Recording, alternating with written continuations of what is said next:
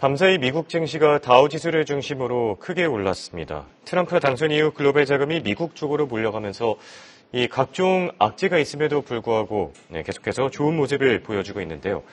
다만 증시와는 다르게 이 상업용 부동산 시장은 이상하게 투자자들로부터 계속 외면을 받는 상태라고 합니다. 과연 어떤 이유 때문에 그런지 한국경제신문의 한상춘 논설위원과 얘기 나눠보겠습니다. 안녕하십니까? 네, 안녕하십니까? 오늘 증시를 보면은 잘 이해하지 못하는 분들도 계실 것 같습니다. 분명히 악재가 많았었거든요. 그런데도 불구하고 3대 지수 모두 다 올라줬는데 어떻게 보셨습니까? 네, 요즘 와우 글로벌 얘기를 많이 하는 것 같아요. 아, 예. 그런데 사실 4분기 직전에 9월에 대부분 국내증권사가 4분기에 코스피가 3천 간다. 그랬었죠. 또 모 교수는 9말 10초에 사라. 예. 뭐 박무슨 대표는 대형주 중심으로 3,200 이상 간다. 그랬었죠. 하지만 사실 미국 쪽으로 자금이 쏠리는 상태에서 보면 그게 가능하겠느냐. 미국 증시는 4분기에 좋다. 예. 그런 말씀을 드리면서 우리가 미국 주식을 중심으로 해서 유망종목을 선택하는 이 와우 글로벌을 이렇게 해서 시청자분한테 투자 기회를 미국 증시가 화랑을 보이니까 투자 기회를 위해서 말씀을 드리는데요. 어떤 특정 목적을 위해서 그런 건 아니다 하는 걸 말씀드리겠습니다. 지금 상태에서 미국 주가가 굉장히 이렇게 과열을 부린 상태에서 종목 선정하는 게 굉장히 중요하거든요. 그렇죠. 그런 각도에서 다시 한번 그러한 뒷배경을 말씀드린다 하는 것을 말씀드리고요. 예. 오늘 미국 증시는 탄탄한 것 같습니다. 왜 그러냐면 악재로 보면 대형 악재죠. 그렇죠. 시청자 여러분 아시겠습니다는 550대 5,500의 대결이다. 이게 이제 미국의 국무를 중심에서 나온 얘기입니다. 이게 뭘까? 550을 한번 보겠습니다. 예. 에이큰템스가 사정거리가 300km입니다. 그렇죠. 영국의 스톰 섀도우가 250km입니다. 덤은 550km죠. 예. 그리고 ICBM, 여기 ICBM인지 이건 이제 대륙간 탄도 미사일이고요. IRBM인지는 아직 명확히 구별되지 않은 것 같습니다. 그런데 IRBM은 중거리 탄도 미사일이다 이렇게 보게 됐습니다. 어찌됐든 사거리는 5,500이다. 그래서 550대 5,500이거든요. 이게 대륙간 탄도미사일이든 중거리 탄도미사일이 나오니까 바로 우리가 3일 전에도 좀 너무 중복되는 게 아니냐 하는 3차 대전 그렇죠. 얘기가 바로 나오는 거죠. 5,500이면 미국까지 이렇게 본토까지 가니까 이런 측면에서 3차 대전 나오니까 이건 대형 악재죠, 시청자 여러분. 그리고 3분기 엔비디아 실적을 좀 보겠습니다. 엔비디아 실적 어디서 보면 젠슨왕의 법칙에 미흡됐다는 얘기입니다. 어제 내걸 그대로 드리겠습니다. 왜 예상치보다 서프라이즈했는데 많은 점을 예상치보다 서프라이즈했는데 주가는 왜 안 올라갔냐? 다음에 올라간다. 그럼 오늘 주가는 아마 거의 올라가지 조금은 올라갔을 겁니다.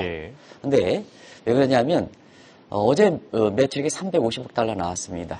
근데 예상치는 334억이죠. 여기에 20억 달러 이상 기대치를 포함시켜야 된다는 걸 말씀드렸습니다. 포함시키면 554억이 되겠죠. 그러면 350억 달러는 좀 미흡했죠. 그렇죠. 두 번째는 주당 순익 EPS를 81센트가 나왔습니다.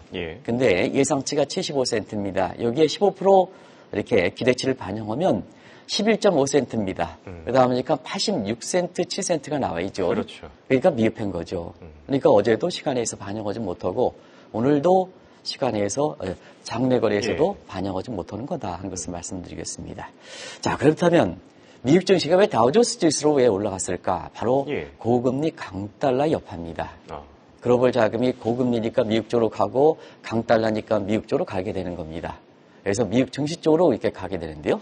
오늘 10년물 국채금리 지금 김천 PD가 보여주겠습니다는 4.4, 4.3 이렇게 해서 그렇죠. 지금 마감 시간에서는 이제 4.3 이렇게 되는데 장중 내내 4.4도 돌파했습니다. 4.45까지 갔습니다. 달러 인덱스 한번 보여주시겠습니다. 자, 마침내 107을 갔습니다. 그러면 비컷을 단행했는데도 불구하고 사실 수급꺾기 현상에서 금리가 올라가는 것을 좀 주목하실 필요가 있다는 것을 누누이 말씀드렸습니다. 그렇죠. 미국의 국채 금리가 80bp 이상 올라가고 강달러가 나오니까 글로벌 자금이 미국 쪽으로 가면서 오늘 대형 악재가 나왔는데도 불구하고 미국 증시가 다우존스 지수로 올라간 거다 이렇게 됐습니다. 근데 미국 증시가 글로벌 자금 미국 증시로 가는데요. 지금 인도 자금 많이 빠지고 있습니다. 그리고 우리나라 자금 미국으로 가죠. 그렇죠. 이런 식으로 가는 상태에서 종전과 다른 것은 철저하게 미증시적으로 갑니다. 그래서 와우 글로벌을 추천하는 겁니다. 왜냐하면 채권 시장 안 갑니다. 미국의 채권 시장. 예. 그리고 미국의 상업용 부동산 시장 안 갑니다. 자금이 들어가도 오로지 미국 증시로 가는 거거든요. 그렇죠. 그게 지금의 특징이다 하는 걸 말씀드리겠습니다. 알겠습니다. 자, 또 이렇게 말씀하시는 도중에 속보가 나왔는데요. 갭이 연이후 쇼핑 시즌을 앞두고 4분기 전망치를 상향 조정했고요. 현재 시간 외 거래에서 11% 급등 중인 점도 참고하시기 바랍니다. 자, 그리고 시장의 또 다른 관심사는 비트코인이죠. 비트코인 연일 오르다가 이제 10만 달러에 거의 근접을 한 상태인데, 이런 가운데 게리 겐슬러, 사실 계속 도마 위에 올랐던 인물이고, 트럼프가 적이죠, 적. 그렇죠. 네, 사실 제롬 파월과 함께 이제 사임 명단에 있는 인물이다 이런 얘기들이 많았는데, 이 사임 소식이 결국 최대 호재로 작용하지 않았습니까? 네, 게리 겐슬러가 사실 트럼프에서는 양대적이죠. 양대적이 한 사람이 이제 지금 말씀 SEC이죠. 예. 그다음에 또 한 사람이 파월입니다. 그렇죠. 근데 이 게리 겐슬러가 결국은 1월 20일에 시한을 취임 날로 못 박았긴 했지만 자진 사퇴 얘기를 했습니다. 예. 그러면 이분이 어떤 트럼프가 어떤 악연을 갖고 있느냐 하면 비트코인 슈퍼 왕국론을 주장했던 사람이 사실은 트럼프입니다. 예. 그래서 트럼프 대통령 당선자는 SEC 이렇게 게리 겐슬러를 이렇게 사퇴시키겠다. 취임 전에도 사퇴시키겠다. 대선 과정에 그렇게 했습니다. 그런데 게리 겐슬러 SE 위원장 같은 경우에는 사실 비트코인이라든가 이런 부분에 대해서 트럼프와 정반대 시각을 했습니다. 두 가지 말씀드리겠습니다. 예. 과거에 사기라고 당신은 얘기했는데 트럼프 대통령이 예. 왜 지금 와서는 대선을 치르는 과정에서 왜 한나라의 통수권자가 되려 하는 사람이 갑작스럽게 슈퍼왕국을 주장하는 건가? 그렇죠. 이거는 국민의 공복으로서 책임자가 아니지 않느냐. 예. 그 부분이 트럼프 트럼프 당선자를 더 아주 자극시켰던 거죠. 그래서 어찌됐든 SEC 정장이 악연을 갖고 있는 상태에서 사임했으니까 예. 다음 단계는 파월 의장이 과연 본인이 지금 법정소송까지 해서 2026년 5월까지 지키겠다는데 과연 이게 지키겠느냐 하는 쪽이 월가의 도마가 열렸다 이렇게 보겠습니다. 예. 자, 게리 겐슬러 아시겠습니다. 비트코인 가상화폐에 대해서는 부정론자의 대표적인 사람입니다. 그렇죠. 그래서 겐슬러의 3인 같은 경우는 비트코인 가상화폐 최대 호재가 되는 거죠. 지금 보면 SEC에 관련되어 있는 것은 비트코인 단독 거래가 아닙니다. 비트코인과 가상화폐 소위 그 ETF 같은 금융 상품이거든요. 이것을 허용하지 않았거든요. 근데 이번에 이제 사임을 계기로 해서 이게 허용되면 이 비트코인과 가상화폐에 대해서 수요 기반이 굉장히 폭발적으로 증가하지 않겠느냐 하는 측면이거든요. 예. 그런 측면에서 오늘 선반영에서 비트코인 가격이 장중한 때 10만 달러에 바짝 육박하는 너무 빨리 올라가니까 아마 9만 7천 달러까지 내리긴 해요. 그 수준도 굉장히 높은 수준이죠. 그래서 오늘 최대 호재를 받고 있었다 이렇게 보겠습니다. 알겠습니다. 자, 이제 본격적인 주제로 한번 넘어가 볼 텐데요. 상업용 부동산. 최근 들어서 미국 증시를 이렇게 잘 가지고 있는데 유독 상업용 부동산 쪽은 계속 외면을 받고 있는 것 같습니다. 그런데 또 트럼프 당선인이 부동산 재벌인 거를 감안해 본다면은 트럼프 타워도 되게 상징격이고요. 이런 게 잘 이해가 되지 않는데 어떻게 생각하십니까? 네. 오늘 주제는 사실은 부동산을 오랜 문제 얘기했고 예. 우리나라의 국내에서 해외 부동산 투자를 제일 많이 하는 증권사의 테임 이렇게 대표께서 이 문제에 대해서 한번 짚어줘야 되지 않느냐. 왜냐? 모두가 부동산 재벌이 트럼프 아닙니까? 그죠? 예, 그렇죠. 근데 트럼프가 당선됐는데 미국의 상업용 시장은 더 추락하고 있거든요. 저희 트럼프 타워 얘기했지만 그게 상업용 시장의 대표적이 아니겠습니까? 그렇죠.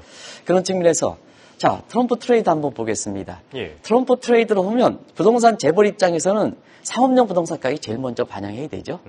근데 지금 상태에서는 트럼프 트레이드가 화두가 되고 있는 상태입니다는 상업용 부동산을 외면하고 예. 지금 비트코인 오늘도 좀 10만 달러에 박자 입박하는 모습을 보였습니다는 그리고 테슬라 당선 이후에 한 50% 정도 급등해서 그렇죠. 양대 트럼프 트레이드의 상징이 비트코인과 테슬라가 됐지 않습니까? 근데 부동산 재벌 입장에서 당선됐는데 왜 상업용 부동산을 안 올라갈까? 예. 그 대표뿐만 아니라 모든 사람이 관심이거든요. 지금 아마 그런 관심이 될 거로 이렇게 보이는데요. 사실은 당초에는 트럼프 트레이드에 이렇게 양대축 이런 것은 지금 말씀드렸고 다음 자막을 좀 보여주시기 바랍니다. 그런 측면에서 트럼프 트레이드의 최대 상징은 결국 상업용 부동산이 되지 않겠느냐. 당신이 트럼프 타워도 이렇게 됐으니까 그렇죠. 이런 쪽에 기대가 많았습니다. 근데 결과를 본다면 상업용 부동산은 트럼프 트레이드의 상징이 되지 못하는 격이 지금 상황이다. 오히려 그렇습니다. 이 대표께서 왜 이렇게 얘기했느냐 하면 예. 상업용 부동산 시장의 각종 가격 지표를 보니까 오히려 트럼프 당선 이후에 최대 수요자 트럼프 트레이드의 상징이 되기보다는 가격이 더 떨어지고 있거든요. 그러다 보니까 자연스럽게 해외 부동산 투자에 대해서 우리나라 국내 증권사를 통해서 많은 사람이 지금 갖고 있습니다. 예. 갖고 있습니다. 그런 입장에서는 사실 이 문제를 한번 왜 그럴까 한번 짚어보는 것도 아마 다들 궁금한 사항이지 않냐 하는 생각이 듭니다. 네. 맞습니다. 많은 분들이 좀 궁금해하지 않을까 생각이 들었었는데, 뭐 그 궁금증을 해소해보는 시간 가져보면 좋을 것 같고요. 네네. 자, 근데 비단 미국만의 문제가 아니죠. 지금 상업용 부동산 같은 경우에는 전 세계적으로 지금 계속 악화되고 있는 상태를 겪고 있는데, 어떻게 생각하시죠? 네. 대표적으로 중국이 있지 않습니까? 아, 그렇죠. 연일 그 부동산 문제를 풀기 위해서 하지만 전처럼 풀지 못하지 않습니까? 예. 중국이 9월 24일 후에 7차례 걸쳐서 경기부양책, 정시부양책, 부동산 대책을 발표하고 있습니다는 거의 꿈틀어지 못하는 상황이죠. 그게 이제 중국뿐만 아니라 유럽도 마찬가지입니다. 예. 한국에 보면 여러 가지 기관들이 유럽에 터지는 게 독일이든 영국이든 프랑스든 지금 터지고 있는 이런 상황에서 전 세계 문제다. 그래서 통합적으로 IMF가 최근에 발표한 걸 한번 보겠습니다. 예. IMF의 세계 부동산 시장은 전체적으로 보면 올해가 최악의 해가 될 것이다. 그래서 세계 상업용 부동산 시장의 가격은 보면 최고점 대비해서 지금은 25% 폭락한 상황입니다. 문제는 예. 한국의 해외 부동산을 투자했던 그 지역을 중심으로서 더 많이 떨어지고 있다는 얘기입니다. 예. 그러면 한국의 국내 증권사들이 가장 많이 투자했던 것이 미국의 부동산이죠. 그렇죠. 여기는 30% 정도 폭락했습니다. 네, 왜 그럴까 하는 측면은 시청자 여러분께서는 미국이 금리를 내렸는데 왜 이렇게 부동산은 올라가야 되지? 왜 이렇게 침체되느냐 하면 예. 바로 상업용 부동산의 만기, 빌려서 상업용 부동산의 만기에 만기 자금이 올해부터 내년까지 집중으로 돌아오기 때문에 그렇습니다. 자, 2020년까지 2조 달러가 들어옵니다. 예. 근데 올해 반이 들어옵니다. 그러면 반이 들어오면 가격이 못한 사 손실이면 러스커테이죠. 그렇죠. 만기에 자금하려면 러스커테이죠. 가격이 매입값보다 떨어져도 러스커테이죠. 근데 누가 사갑니까 지금? 그러면 덤핑어이죠. 그러다 보니까 지금 세계의 상업용 부동산 가격이 25%, 그다음에 미국의 부동산은 사실 그렇습니다. 지금 한번 사정을 보겠습니다. 마지막으로 버티는 사람이 누구냐? 상업용 부동산을 소유하는 사람들입니다. 그런데 예. 연준이 금리 인상 이후에 리스케일링 비용이 지금 3배 이상 되는 상태에서 지금 monthly cost benefit vicious cycle이다. 이건 무슨 얘기냐면 예. 리스케일링 할 때, 자, 월간 비용이 있습니다. 그렇죠. 그것이 이자 비용이든 임대료든 뭐 이렇게 건물 유지비기도 있는데, 자, 그것을 뭐냐? 결국 임대료든가 뭔가 이거에서 통해서 이것을 좀 갚아야 되지 않습니까? 예. 그래 이제 리스케일 고리가 형성되는 거거든요. 근데 이게 만스리 코스트가 만스리 베니피트보다 높죠. 예. 높죠. 그게 뭐냐? 리스케일링 안 되는 거죠. 그러다 보니까 뭐냐? 마지막으로 버틸 상업용 부동산 시장도 주거용으로 바뀌게 되든가, 아니면 사익체익시에서 정부의 보정을 받는다든가, 아니면 뭉개버려. 왜 뭉개버리냐? 건물을 뭉개버려야 사실 뭐냐? 건물 유지 비용이 줄을 수 있지 않습니까? 그렇죠. 노후를 이렇게 만드는 거죠. 노지를 만들어 놓은 거죠. 이게 지금의 상업용 부동산 시장의 현실이다 하는 걸 말씀드리겠습니다. 예.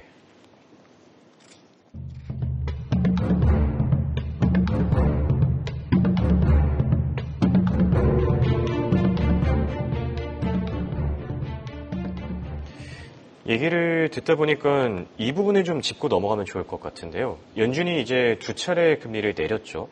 이 금리를 내렸다면은 리스크 헤질링도 좀 풀려야 될 것 같은데 오히려 왜 더 악화되고 있는 겁니까? 이게 이제 다 궁금한 사항이죠. 예. 부동산 재벌에 트럼프가 당선됐는데 왜 상업용 부동산은 침체될까? 그렇죠. 그리고 연준이 B컷을 단행하고 각 중앙은행이 P벗을 단행했는데 왜 상업용 부동산은 더 침체될까? 예. 바로 그 수습국 현상입니다. B컷이라든가 그 위에 A컷이 뭐냐? 미국의 입장에서 보면 양대 지표로 보면 받쳐줄 수 없지 않습니까? 우리가 9월서부터도 왜 B컷을 단행했느냐? 양대 지표로 보면 지금 뭐냐? 인플레가 완전히 잡히지 않고 예. 경기도 좋고 완전 고용 상태인데 왜 B컷을 단행했느냐? 시장에서 그렇게 반영하지 않을 것이다 하는 것을 말씀드렸습니다. 그렇죠. 자, 그러면 기준금리는 보이지 않는 금리입니다. 시장금리, 국채금리는 보이는 금리입니다. 국채시장은 리스크라든가 비용은 바로 정책금리 보이지 않는 금리에서 되는 게 아니고 시장금리 보이는 금리에서 되는 겁니다. 그러다 보니까 지금 비컷의 추진에도 불구하고 결국 이렇게 상업용 부동산이 이렇게 막히는 데 있어서는 국채금리가 많이 올라갔지 않습니까, 시청자 여러분. 자, 미국의 기준금리 9월 달에 0.5%포인트, 그 다음에 11월 달에 0.25%포인트, 0.75%포인트 했는데 국채금리는 못 떠냐? 한 나라의 인터넷 시스템이 맞추면 국채금리는 그 정도는 내려가야죠. 그렇죠. 그러면요, 지금의 상업용 부동산은 풀리겠죠. 근데 국채금리는 거꾸로 80bp나 올랐지 않습니까? 근데 그 금리가 뭐냐? 상업용 부동산 시장을 좌우한다는 얘기입니다. 예. 자, 그러면 앞으로는 어떻게 될 것이냐? 기대 수준이 좋아야 지금 어려운 상황에서 체리 피킹할 수 있지 않습니까? 근데 자, 트럼프 정부가 들어오면 어떨까? 시청자 여러분, 국제금리 더 올라가지 않겠느냐? 왜냐? 감세, 뉴딜 정책, 디폴트 위험, 수급상에서 공급이 증대한다. 가격 떨어지고 금리 올라간다. 재정 요출 인플레 한다. 그러면 국제금리는 더 올라가는 거 아니겠습니까? 예. 그래서 지금 뭐냐? JP모건의 다이먼 회장은 5%는 기본이다, 10년물. 8%까지 올라간다. 이런 얘기가 있는 거 아니겠습니까? 그러다 보니까 향후에 익스펙테이션도 국채금리가 올라가 그것도 5%, 7%, 8% 올라가 가격 더 떨어지는데 누가 사겠습니까? 러스컷에 지금 원리금 상환에서 러스컷 시장에 국채 상업용 부동산을 내놓는다 하더라도 근데 미래 익스펙테이션이 적은데 누가 사겠습니까? 결국은 러스컷 헤이죠. 그렇죠. 그러면 상업용 부동산은 더 악화되는 거죠. 지금의 상황이다 하는 것을 말씀드리겠습니다. 예. 그리고 근본적으로 보면 재테크라든가 그 다음에 디지털의 상황에서 이게 되니까 도시의 집중은 비용 치료 가지고 왜 있습니까? 내가 책상머리에 앉아가지고도 이렇게 사실 그 업무를 볼 수가 있는데 예. 그럼 집적한 이런 문제에 대해서는 주거용 쪽으로 가지 상업용 부동산은 안 가는 거 아니겠습니까? 그래서 상업용 부동산을 주거용으로 바뀌는 모습이 미국에서 지금 뉴욕에서 이렇게 나오는 거다라는 걸 말씀드리겠습니다. 예. 자, 상황이 이렇다 보니까 그동안 한국 증권사들이 얘기했던 이 해외 부동산 투자 계속해서 도마 위에 오를 수밖에 없을 것 같은데요. 지금 외국인 투자자 사이에서 뭐 이런 얘기들이 나오고 있다고 합니다. 캐도 끝이 안 보인다. 그거 어떤 내용이죠? 네. 카우컬처 시어리 바퀴벌레 이론이죠. 그래서 우리가 아침부터 있었는 일에서 죄송합니다는 부엌에 바퀴벌레 한 마리가 있어 잡으면 그게 끝난 게 아닙니다. 벽장수는 때가 있습니다. 이게 되거든요. 자, 왜 그럴까 하는 측면에서는 6번 자막을 좀 돌려주시기 바랍니다. 이게 5번 자막을 계속해서 나오고 있는데요. 6번 자막을 돌려주시기 바랍니다. 지금은 시가 반영하지 못하는 보고 체계를 갖고 있습니다. 지금 장부상 가격에 보고 오는 거 있습니다. 지금 그 대비해서 지금 가격이 엄청 떨어졌지 않습니까? 그러면 잠재 부실은 상당히 큰 상태입니다. 예. 드러나지 않는 실제로 지금 시가대로 보고했다면 엄청난 부실이 발생하는데 장부상 가격 내지 보고대로도 뭐냐 시가를 반영하지 못한다는 얘기입니다. 그러니까 카우컬처 시어리 캐도 계속해서 나오는 거게 되겠죠. 그래서 국내 그 MPS 같은 경우에도 미국의 쇼핑몰 투자에 대해서 EOD까지 발생했다 하는 측면에서 아마 신문지상에 많이 나오는데요. 예, 그렇죠. EOD에 대해서는 뭐 잘들 아실 겁니다. EOD 문제를 잠시 오랜만에 들어보시기 때문에 영어 약자를 가지고 자막을 통해서 좀 말씀을 드리겠습니다. 자막이 돌아가겠습니다는 EOD는 자 나오죠? 이벤트 오브 디폴트다. 만기 전에 자금 세시다. 만기 전에 자금을까? 하는 측면은 손실폭이 커서 그렇죠. 그렇죠. 손실폭이 그래서 그렇습니다. 그래서 자산 가치가 담보 대치 비율에 대해서 80% 밑돌 때는 이것이 형성되는데요. 자, 이 우리나라의 해외 부동산 투자는 대부분 다 선수리채가 아니라 누누이 말씀드리는 중후수이채입니다. 예. 손실이 발생하면 거의 못 받습니다. 못 받습니다. 예전에 브라질 헬사벨레라든가 이런 거 있잖아요. 이런 것도 못 받습니다. 거의. 물론 이제 그 마지막 뒤처리가 돼서 조금 받았습니다는 그게 지금의 부동산 문제입니다. 예. 이런 문제거든요. 그런 각도에서 이 문제를 좀 우리가 좀 심각하게 이렇게 봐야 되지 않냐 하는 생각이 듭니다. 네. 저 EOD를 얘기하시니까 한 3달 전쯤의 얘기가 생각나는데 EOD가 계속 문제될 것이라는 거는 이제 그 당시에 뭐 세계 최대 부동산 이 펀드조차도 고객들한테 내줄 돈이 없다. 환불해 줘야 되는데 이 환불할 돈이 없다라는 문제를 뭐 계속해서 강조해 주지 않았었습니다. 네. 그거 이제 시청자 여러분이 이것도 생소한 단위로 생각하는데 예. 영어 이니셜로 보면 SREIT를 해서 세계 최대 부동산 투자입니다. 예. 스타우드 캐피탈 그렇게 부동산 펀드인데요. 그렇죠. 여기가 투자하면 한국에 뭐 해외 부동산 투자해서 독자적으로 고를 사람이 있겠습니까? 여기가 투자하는 지역에 한국이 쫓아갔습니다. 조건상 하면 중물세가 되는 거죠. 예. 근데 이게 규모가 지금 1,300조고 다릅니다. 엄청 많죠. EOD 제한 조치에 시달렸습니다. 그 EOD라는 거 말씀하신 것이 자금 회수할 때 한꺼번에 회수하면 펀드런이 발생해서 디폴트가 되니까 제2위원 사태니까 그걸 월별로 2%를 제한시킨 거거든요. 임시 잠정 조치죠. 예. 그래서 좀 기다려달라. 그 스트레이트 입장에서는 좀 기다려달라. 미국의 피벗이 되지 않느냐. 그러면 그렇죠. 그쯤 풀릴 되지 않느냐. 근데 사실 미국의 피벗이 단행했는데도 불구하고 국채금리가 80bp 정도 거꾸로 올라가니까 트럼프가 당선되고 부동산 재벌인 트럼프가 당선되더라도 상황이 더 악화되지 않습니까? 예. 그러다 보니까 지금 상태에서는 언제 파산하는 거냐? 그러면 세계에서 1,300조리가 파산한다? 그러면 제2 리먼 사태 얘기가 나오는 거죠. 이게 지금의 상업적 부동산에서 이해되지 못하는 현상이다. 라는 것을 말씀드리겠습니다. 네.